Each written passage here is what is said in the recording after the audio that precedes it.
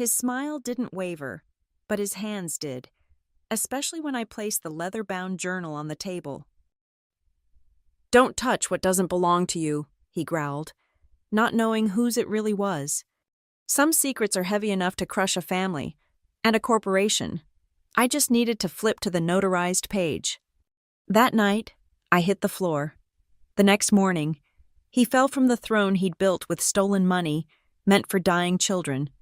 My name is Tessa Whitlock, and I never thought I'd return to the house in Ironvale after Mom died.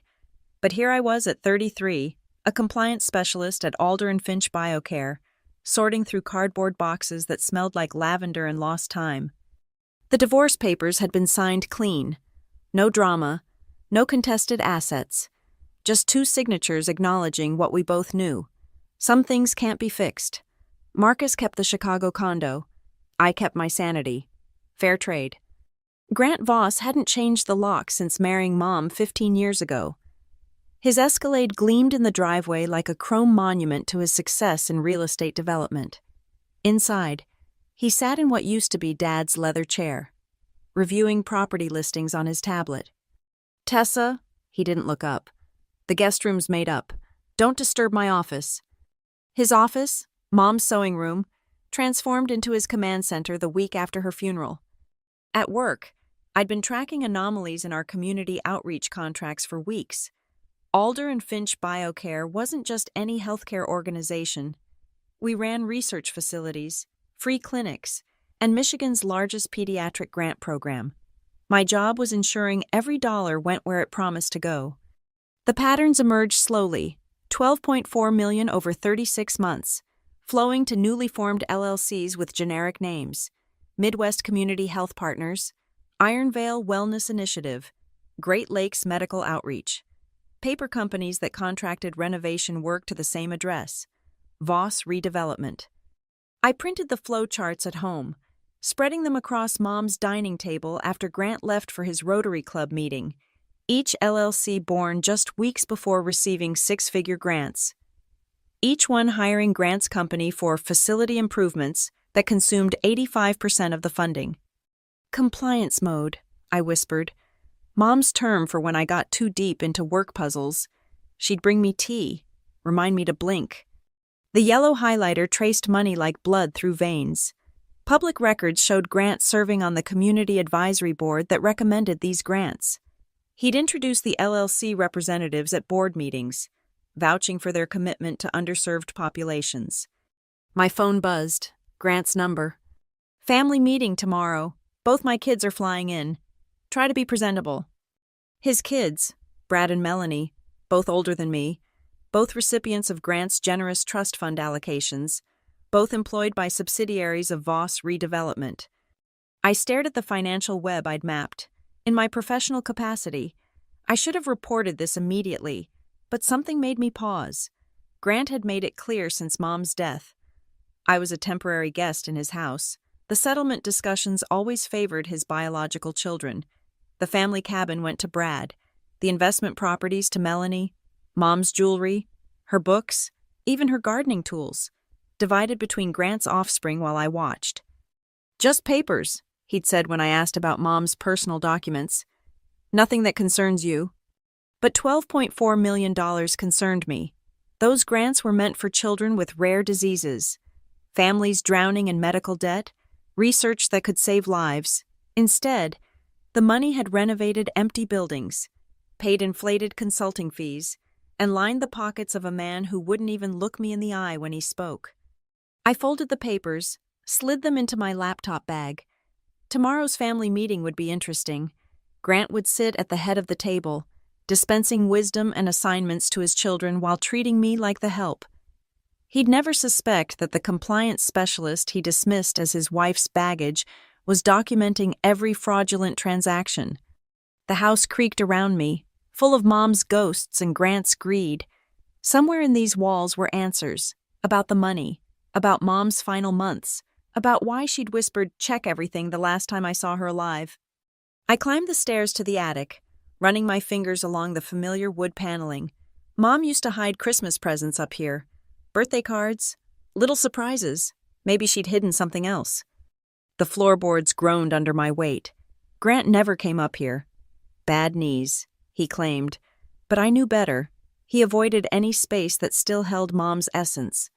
Places where her careful hands had arranged and rearranged, creating order from chaos. Everything happens for a reason. Tess, she used to say. Sometimes we just need to find the right angle to see it. I was beginning to see the angle now, and Grant Voss wouldn't like the view. The attic wood paneling had warped over the years, creating gaps where Michigan winters had crept in. I pressed my palm against a loose section near the window, feeling it give slightly.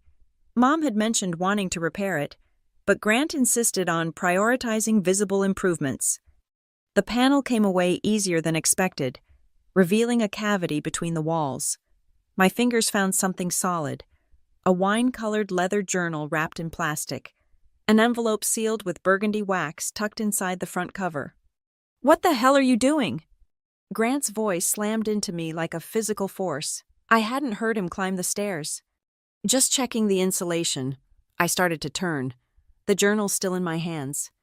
He crossed the space in 2 strides, ripping the book from my grip with such force that the plastic tore.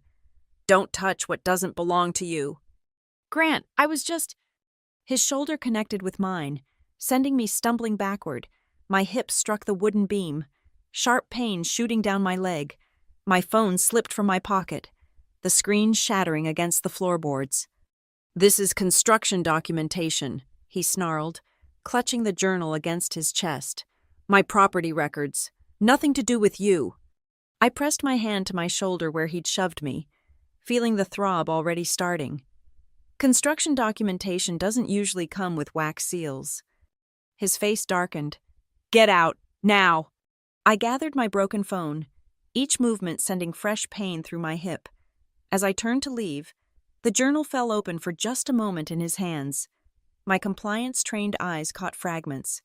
An official notary seal from Westlake County, elegant cursive that looked nothing like Grant's blocky handwriting, and at the bottom of a page, M. Finch in faded ink. Margaret Finch, the widow of Alder and Finch BioCare's founder. Grant slammed the journal shut, but not before I saw his hands trembling. He pushed past me toward his office, keys jangling as he unlocked the heavy safe I'd never seen open.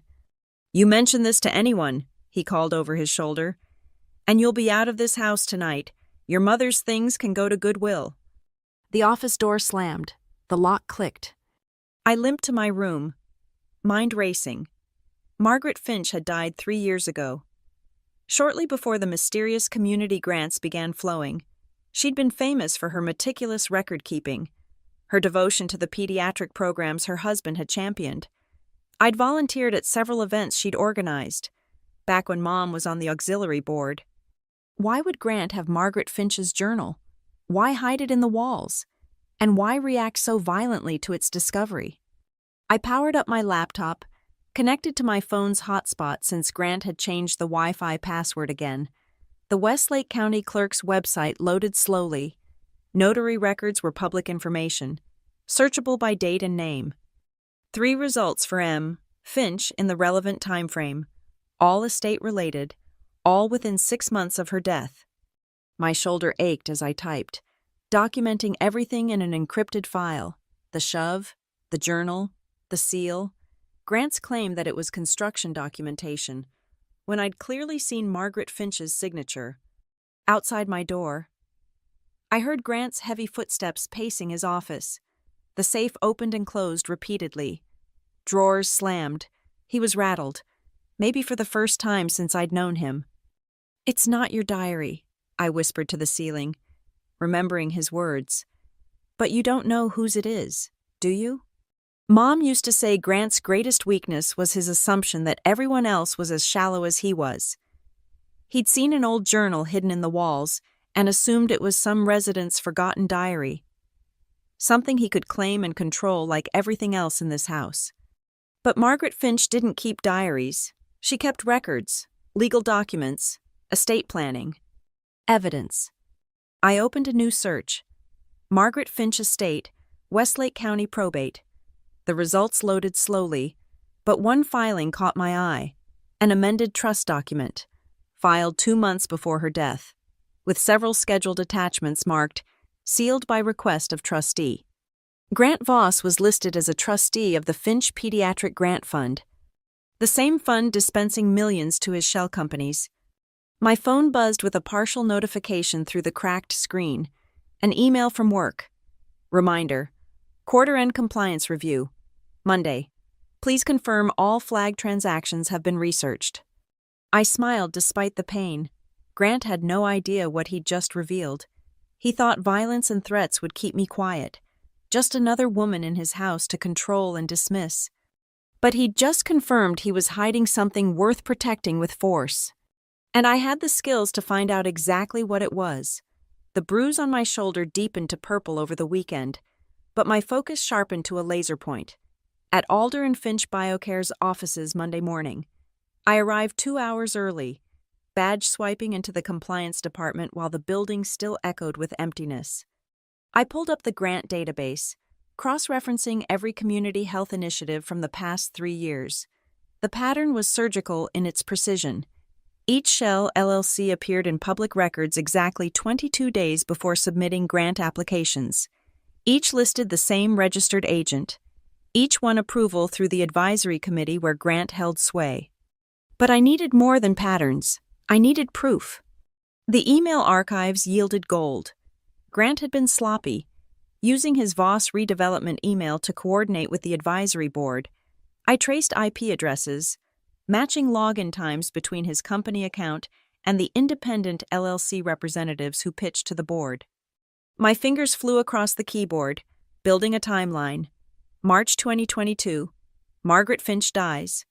April 2022, Grant appointed as trustee of Finch Pediatric Grant Fund. May 2022, First Shell LLC Incorporated. June 2022, first suspicious grant approved. $340,000. 36 months later, total diverted, $12.4 million. I printed everything on the high-security printer that logged to my personal compliance folder. 63 pages of flowcharts, email trails, corporate registrations, and banking records, the kind of documentation that would hold up in court. Working early again? I jumped, but it was only Marcus Chen from IT, coffee in hand. Quarter-end review, I said, sliding the papers into a locked drawer. You know how it is. He nodded. Moving on. I waited until his footsteps faded before returning to my screen. The public records showed Grant's property holdings had exploded in the last 3 years. New commercial buildings, all purchased by Voss Redevelopment after receiving those inflated renovation contracts. He'd literally bought real estate with money meant for sick children. At lunch, I drove to the old Finch estate, now a museum. The docent remembered me from Mom's volunteer days. Strange you should ask about Mrs. Finch, she said, leading me to the archive room. Someone else was here last month, asking about her personal effects. Older gentleman, said he was settling some estate matters. Did he find what he was looking for? She shook her head. Mrs. Finch was very particular about her private documents. She kept her most sensitive papers at home, they say, never trusted banks or lawyers completely. That evening, I stopped by the house only to grab clothes. Grant's Escalade was gone. Dinner with city council members. According to his calendar, I knew his routine.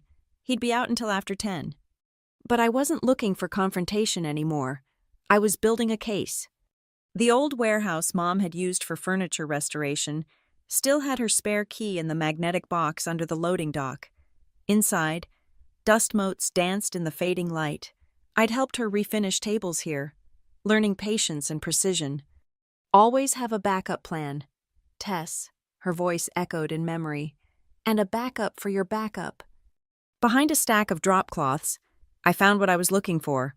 Mom's old filing cabinet. She'd been meticulous, too, in her quiet way. The bottom drawer held copies of house documents, insurance papers, and my heart skipped, a small envelope marked emergency keys. Inside, 3 unmarked keys and a note in her handwriting. Office safe spare, peppermint tea tin. Grant had changed many things in the house, but he'd never touched Mom's tea collection, too feminine for his attention.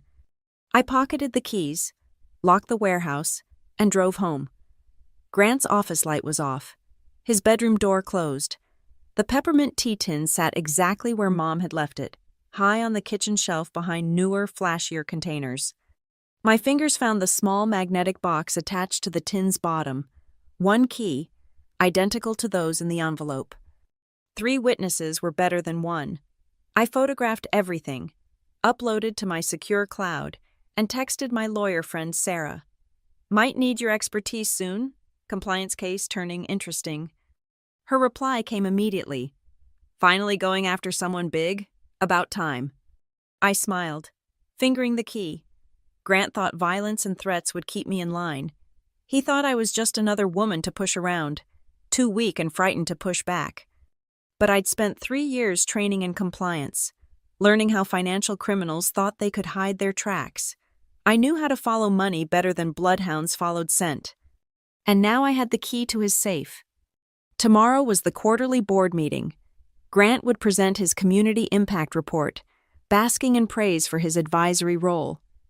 He'd never suspect that his temporary house guest had documented every fraudulent dollar, traced every shell company, and found the backup key his own wife had hidden. Mom always said everything happens for a reason. Maybe she'd known more than she'd let on. Maybe that's why she'd whispered, "Check everything," with her last breath. I was checking everything now, and Grant Voss's house of cards was about to collapse. Tuesday night, Grant had a Chamber of Commerce dinner. I'd seen the invitation on his desk, noted the 7 p.m. start time at the country club across town. By 7:45, I was in his office with Mom's spare key. The safe opened with a soft click. Inside, property deeds, insurance documents, cash bundles, and there, the wine-colored leather journal. I lifted it carefully, setting my phone to record video as I opened each page. This wasn't a diary. It wasn't construction documentation. It was Margaret Finch's private estate memorandum, notarized and witnessed. The pages revealed everything in her precise handwriting. Supplemental trust instructions for the Finch. Pediatric Grant Fund executed this 15th day of January, 2022. Should any trustee be found in conflict of interest or self-dealing, the alternate executor shall be activated immediately. I hereby designate Tessa Whitlock, whose volunteer service has shown unwavering dedication to our mission, as contingent administrator with full authority to freeze funds and demand accounting. My hands shook. Margaret had named me, 3 months before her death. She'd built a safeguard into the trust, and hidden it where only someone like Grant would find it and not understand its significance. The next pages were worse for Grant. Detailed appendices listing specific scenarios that would trigger the contingency, self-dealing, hiring of related parties without disclosure, creation of shell entities. She'd practically written a preview of Grant's entire scheme. The final section made my breath catch. Evidence of such violations shall be presented to the fund's legal counsel, who must act within 48 hours to freeze all disbursements. Attached, notarized copy of trustee acceptance forms, showing G. Voss acknowledged these conditions on April 3, 2022. His signature sprawled across the bottom of the acceptance form. He'd agreed to everything, probably without reading it, eager to access the fund's prestige and power. I photographed every page, uploaded to 3 different secure servers, and emailed copies to Sarah with encryption. Then I carefully returned the journal to the safe, locked it, and left everything exactly as I'd found it. Back in my room, I called Sarah. "I need the contact for Finch Fund's legal counsel." "Patricia Moreau at Steinberg & Associates," she said without hesitation. "Why? What did you find?" "Margaret Finch made me a contingent administrator. I have proof Grant's been self-dealing. $12 million worth." Silence, then, "Holy shit, Tess, you need protection, legal and maybe physical." "I need a meeting with Patricia Moreau, tomorrow if possible." "I'll call her tonight. She owes me a favor." Sarah paused. "Where's the original document?" "Still in Grant's safe, but I have everything recorded, photographed, uploaded, chain of custody intact." "Smart. Don't confront him. Don't give him any warning. Let the lawyers handle it." But I had a better idea. The quarterly board meeting is Thursday. Grant's presenting his community impact report. Tess. What if Patricia Moreau happened to attend? What if the fund's legal counsel had questions about certain transactions? Sarah laughed, low and appreciative. You're not just going for his money, you're going for his reputation. He threw me into a wall for touching that journal. He's been stealing from sick kids while playing philanthropist. So yes, I want him to fall publicly. I'll set it up. Moreau loves theater. She'll play along. I hung up and opened my laptop, drafting a formal letter to exercise my contingent administrator authority. Attached, 63 pages of evidence, the video of Margaret's documents, and a detailed timeline of every fraudulent transaction. Wednesday morning, I hand-delivered the package to Steinberg and Associates. Patricia Moreau read it in front of me, her expression shifting from skepticism to sharp interest to barely concealed fury. Margaret was my friend, she said quietly. I wondered why she added these contingencies. Now I know. She looked up. You realize what happens when I act on this? Complete freeze of the fund, forensic audit, criminal referral. And Grant Voss? Falls hard. She smiled, cold as winter steel. I'll file the contingency activation today. Judge Harrison can expedite. He golfs with my senior partner. By tomorrow's board meeting, Mr. Voss won't be able to move a penny. I want to be there when he finds out. Oh, my dear. Patricia's smile widened. We'll all be there. I'll make sure of it. I left her office feeling lighter than I had in months. Grant thought he'd won when he shoved me, when he locked away what he thought was just an old diary. He'd never imagined Margaret Finch had planned for men like him. Tomorrow, he'd learn the truth. The journal wasn't his secret to keep. It was Margaret's trap, and I was the spring she'd chosen to close it. Thursday arrived crisp and bright. I dressed carefully. My best navy suit, the one Mom had bought me for my compliance certification ceremony, professional armor for a professional execution. The Alder and Finch BioCare boardroom filled slowly.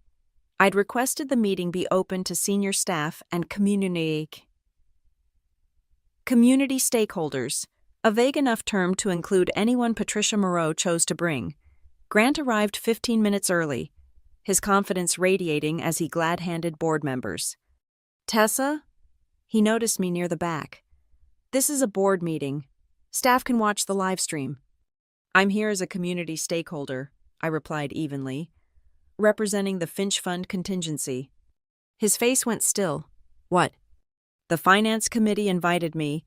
Dr. Harrison, the board chair, interjected.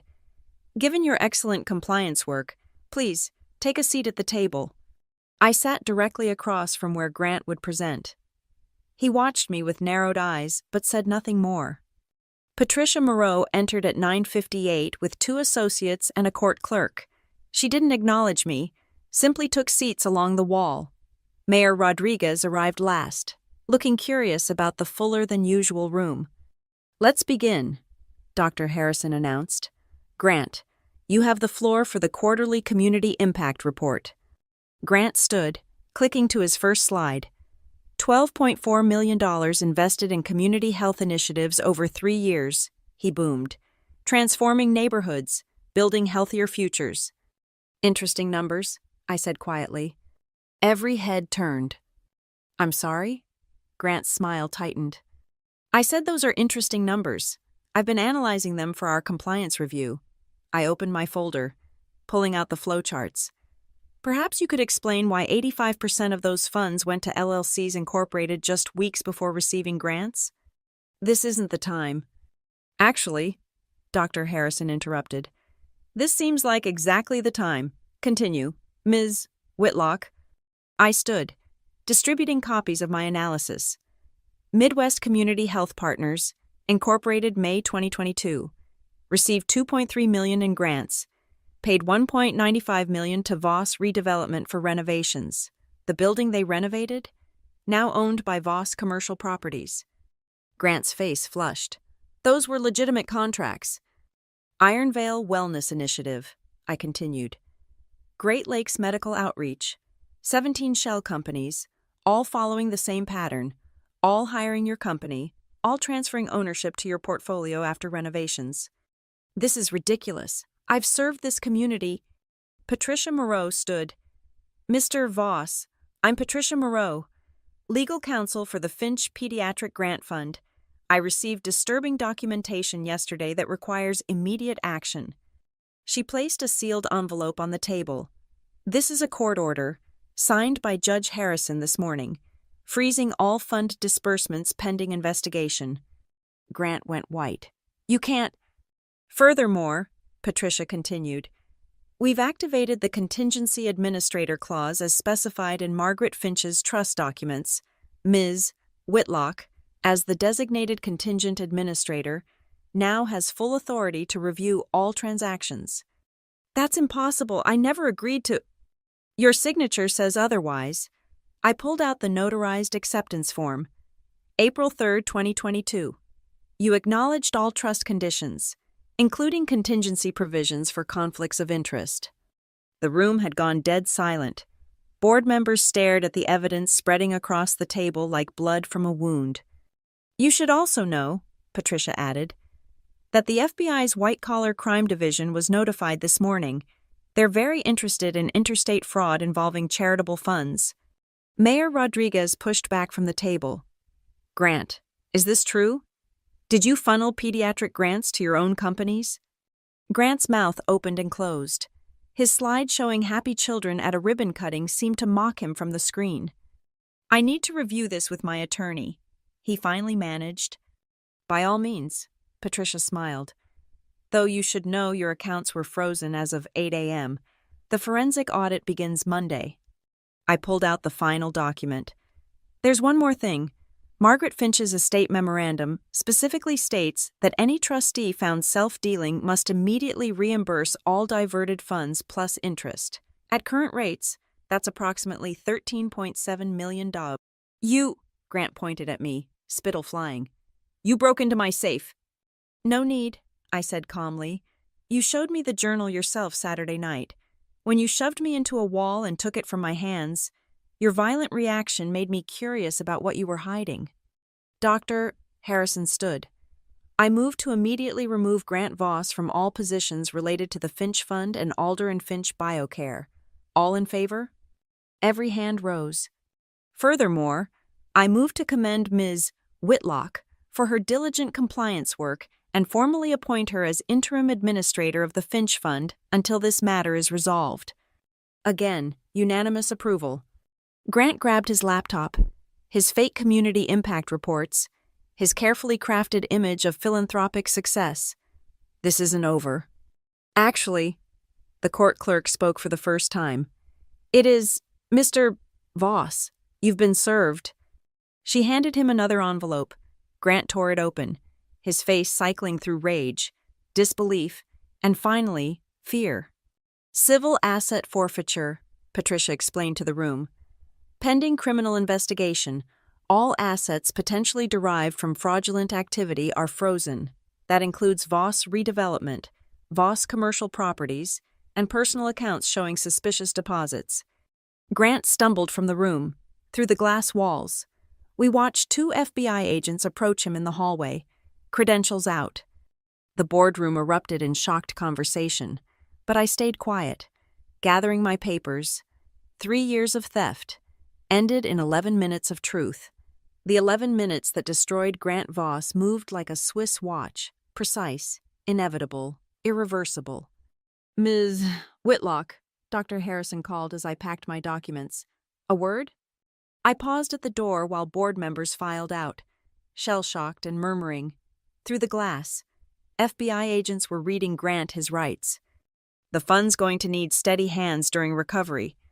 Dr. Harrison said, your presentation was surgical. We need that precision now. I have some ideas about transparent reporting systems. Monday, he interrupted gently. Today, just thank you. Margaret chose well. I nodded and left, passing the mayor in the hallway. Rodriguez was on his phone. Damage control already starting. No, the city had no knowledge. Full cooperation with federal investigators. The elevator down felt like decompression. 3 years of mapping Grant's crimes, 3 days of springing Margaret's trap, 11 minutes of public demolition. My phone buzzed with messages from Sarah, from colleagues, from numbers I didn't recognize. I ignored them all. In the parking garage, Grant's Escalade sat between two federal sedans. Agents were photographing the interior, boxing up documents from his briefcase. The vanity plate Voss Win seemed like a bad joke now. I drove home, not to Grant's house, but to my apartment downtown. Time to stop being a guest in my own life. The local news alert hit before I'd even kicked off my heels. Federal agents raid Voss redevelopment offices. Pediatric fund fraud alleged. By evening, it was statewide. By 10 p.m., Patricia Moreau was on CNN explaining how a vigilant compliance officer had uncovered one of Michigan's largest charity fraud schemes. Grant called 17 times. I let them all go to voicemail until the last one, which was just breathing and what sounded like broken glass. Friday morning brought coordinated raids, Voss redevelopment, the shell company addresses, Grant's home office. I watched from my kitchen window as news vans clustered outside the courthouse where Grant was arraigned on 37 federal charges.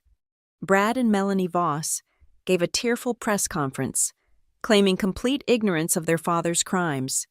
The trust funds Grant had lavished on them were frozen too. Fruit of the poison tree. They'd have to get real jobs now. I spent the day at Alder and Finch BioCare, working with Patricia and the FBI's forensic accountants. We traced every dollar, unwound every transaction. The shell companies had been sloppy once you knew where to look. The same notary, the same incorporator, the same IP addresses accessing the accounts. He really thought he was untouchable, Patricia mused, reviewing bank records. The ego required to steal from sick children while accepting humanitarian awards.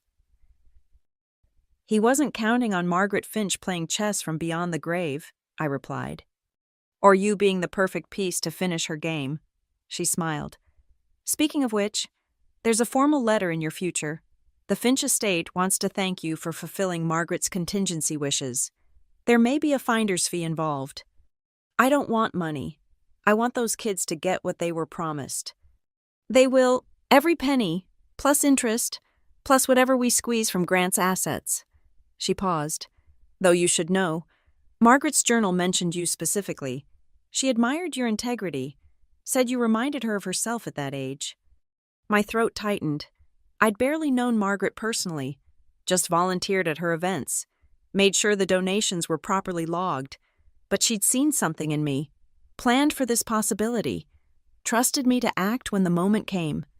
That night, I returned to Grant's house one last time. Police tape crossed his office door, but the rest stood empty. Brad and Melanie had fled to friends' houses. The staff had been dismissed. I packed Mom's things carefully. Her books, her jewelry, the photos Grant had relegated to the basement, in her closet, behind winter coats. I found a banker's box labeled Tessa Important.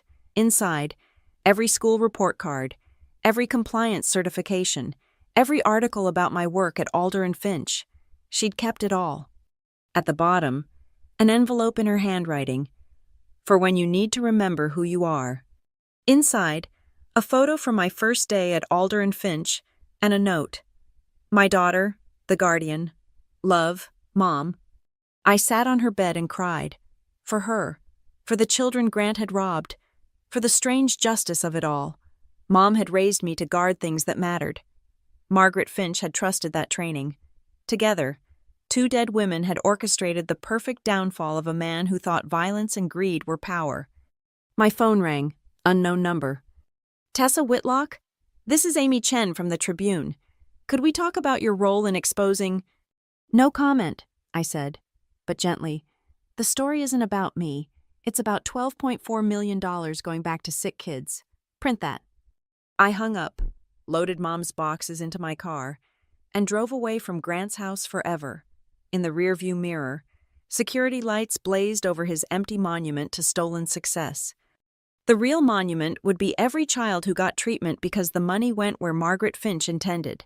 That was worth more than seeing Grant in handcuffs, though I'd treasure that image too.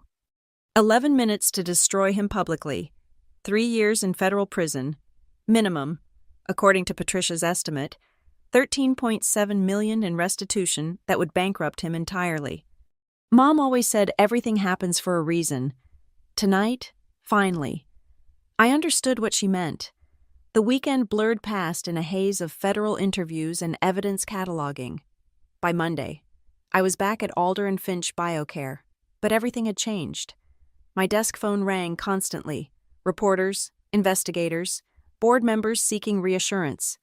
Ms. Whitlock? Dr. Harrison appeared at my office door. The FBI needs our servers. Also, Channel 7 wants a statement about the recovery process. No media, I said firmly. Let the numbers speak. He nodded, respecting my choice. The forensic team found something else. 17 more transactions we missed. Different shell companies. Older dates. My stomach dropped. How much?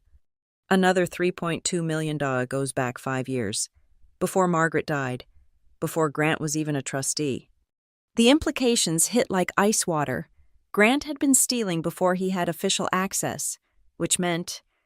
He had help, I said. Someone inside. The FBI thinks so too. They're widening the investigation. I pulled up the old transaction logs, cross-referencing with employee records. One name kept appearing in approval chains. Dennis Kolchak, former CFO, retired suddenly in 2022. Right after Margaret's death. Right before Grant became trustee. I need to make a call, I told Dr. Harrison. Patricia Moreau answered on the first ring. Tell me you found more. Kolchak, the old CFO. He was approving transactions to shell companies years before Grant got formal access. Address? Retired to Florida, Sarasota, according to LinkedIn. I'll notify the FBI. Good catch. She paused. Grant's been calling my office. Wants to make a deal. No deals. That's what I told him. But Tess, he mentioned you specifically. Said you stole privileged documents. He's desperate. Let him be desperate in federal prison. That afternoon, the media storm intensified. Someone leaked Grant's mugshot. Disheveled. Tie askew. The polished veneer cracked. The Tribune ran a timeline of the fraud, noting pointedly that it was uncovered by internal compliance procedures, respecting my request for anonymity. Then came the unexpected call. Miss Whitlock, this is Judge Harrison, Emily Harrison, not the board chair. I'm handling the criminal case preliminary hearings. My pulse quickened. Yes, Your Honor? Mr. Voss's attorney filed a motion claiming illegal search and seizure. Says you broke into his safe. I used a key my mother had, from the house she shared with him, to access a journal he violently took from me. I've seen the bruise photos in the file, and the video of you opening the safe. Clear chain of custody. She paused. The motion is denied, obviously, but I wanted you to know he's trying to make you the villain. Let him try. There's something else. Margaret Finch's full estate documents were unsealed this morning. There's a codicil specifically about you. My hand tightened on the phone. What kind of codicil? She left instructions that if her contingency plan was ever activated, the person who activated it should receive a special bequest. It's substantial. I don't want... It's not money. It's her house, the old Finch estate. She wanted whoever saved the fund to have a foundation for continuing the work. Her words. I sat down hard. The Finch estate was a landmark, a gorgeous Victorian where Margaret had hosted countless fundraisers, worth millions, but more importantly, a symbol of the charitable work she'd championed. I don't know what to say. Say you'll use it well. The transfer is automatic once the criminal case concludes. Judge Harrison's voice warmed. She saw this coming. Ms. Whitlock, maybe not the specifics, but the possibility, and she chose her champion wisely. That evening, local news led with fresh raids. Dennis Kolchak, arrested at his golf club in Sarasota. 3 more shell company operators caught at the Canadian border. The investigation had exploded beyond Grant into a full network of charity fraudsters. My phone buzzed. A text from an unknown number. You destroyed my family. My father might be guilty, but you didn't have to humiliate us all. Brad Voss. I started to type a response, then deleted it, then typed again. Your father destroyed your family when he chose to steal from dying children. I just turned on the lights. His response came quickly. He's broken. Completely. Says you orchestrated everything. Margaret Finch orchestrated everything. I just found her symphony. No more texts came. That night, I drove past the Finch estate. The Victorians sat dark but dignified, waiting.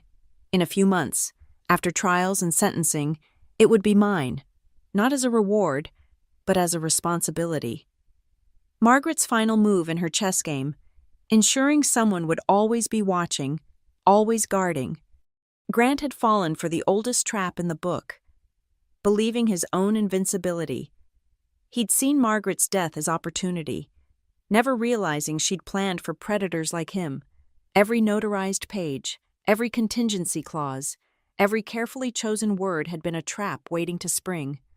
And she'd chosen me to spring it, not because I was special, but because I was exactly what Grant never expected. Someone he'd dismissed who could destroy him with documentation and due diligence. My phone rang one more time. Grant's number. This time, I answered. Tessa. His voice was hollow, defeated. They're saying 15 years minimum. 15 years. You stole from children. Grant, you beat me for finding evidence. What did you expect? It was just business. Everyone does it. I hung up. No satisfaction in hearing him grovel. No joy in his despair. Just the clean feeling of a job done right.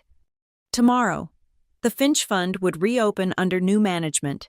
$15.6 million would flow back to its intended purpose. And somewhere, Margaret Finch's spirit could rest, knowing her final gambit had worked perfectly. I'd been the right piece in the right position. Nothing more, nothing less. But it was enough. 6 months later, the Ironvale City Hall auditorium was packed. Media lined the walls, cameras fixed on the stage where a digital display showed a single number, $12,400,000. Ladies and gentlemen, Dr. Harrison announced, today we restore the true purpose of the Finch Pediatric Grant Fund. I sat in the front row, the weight of Margaret's journal, now Evidence Exhibit A, seeming to pulse in the prosecutor's briefcase beside me. Behind us, families who'd been denied grants during Grant's tenure filled every seat. Patricia Moreau took the podium. Thanks to the diligent work of our compliance team and federal investigators, we've recovered stolen funds with interest and penalties. Today, those funds return to their intended recipients. The display changed. First grant approved, $340,000, Riverside Children's Therapy Center. Applause erupted. A mother in the third row began crying. Furthermore, Patricia continued, the former trustee, Grant Voss, has been sentenced to 18 years federal imprisonment and ordered to pay full restitution. His assets have been liquidated. His company's dissolved. I didn't turn when the auditorium doors opened, but I heard the whispers ripple through the crowd, the click of cameras swiveling. However, Patricia's voice rose above the murmur. We're not here to dwell on past failures. We're here to announce that under Interim Administrator Tessa Whitlock's leadership, the fund has implemented new safeguards that make fraud virtually impossible. More applause. I kept my eyes forward. Ms. Whitlock, would you say a few words? I stood, turned to face the audience, and froze. Grant Voss stood in the doorway between two federal marshals, hands cuffed, orange jumpsuit hanging loose on his diminished frame. His eyes found mine across the room. The marshals guided him to a seat in the back. Victim restitution allocution. He was required to watch his victims receive what he'd stolen. I stepped to the microphone. Margaret Finch wrote something in her journal that stays with me. She said, "Those who guard the vulnerable must themselves be guarded against corruption." She built safeguards into this fund because she knew greed could wear any face, even a philanthropist's smile. Grant's head dropped. Today, we activate those safeguards permanently. Every dollar will be tracked, every grant publicly documented, every child who needs help will get it. The display behind me changed again. Grants reopening, Monday, 9 a.m. But first, I continued, pulling out a folder, we have retroactive grants to distribute. 17 families whose applications were denied during the years of fraud. Your appeals have been approved with interest. The auditorium erupted. Families hugged, cameras flashed, and through it all, Grant Voss sat slumped in his plastic chair, forced to watch his empire of theft transform back into its intended purpose. Patricia returned to the podium as I sat down. One final announcement. The Finch estate will become the new headquarters for expanded children's services, managed by the woman Margaret Finch chose to guard her legacy, a fitting monument to integrity triumphing over greed. The prosecutor leaned over to whisper, Voss's lawyer wants to know if you'll speak at the final sentencing next week, character witness for the prosecution. No, I said quietly. I've said everything that needs saying. Let the numbers speak. As the event concluded, the marshal stood, preparing to escort Grant out. For a moment, our eyes met again across the crowded room. His mouth moved. An apology? A curse? I'd never know. The marshals turned him toward the door. That's when I noticed it. One of the families approaching the Grant table was the Nguyen's, whose daughter Emma needed experimental treatment Grant had denied funding for. They'd mortgaged their house, sold everything. Now they were crying, holding the approval letter for full coverage plus 3 years of follow-up care. Grant saw them too. His shuffle stopped. For the first time since his arrest, he seemed to truly see what he'd done, who he'd hurt. The marshals had to pull him forward as his legs gave out. The door closed behind them. The orange jumpsuit and chains disappeared, but the work continued. I stood at the window, watching news vans broadcast the story of recovery and justice. My phone buzzed with a text from Sarah.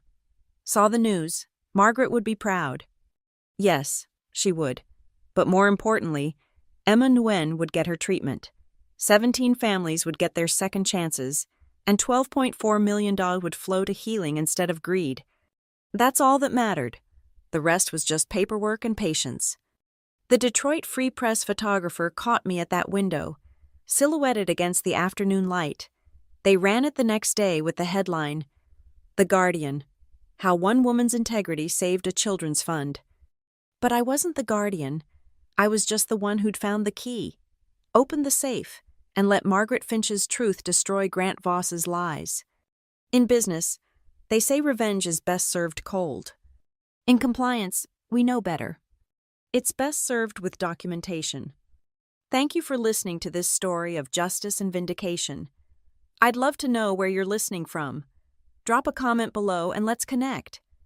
If this story of standing up against corruption resonated with you, please subscribe to the channel and share your thoughts. What would you have done in Tessa's position? Let me know in the comments.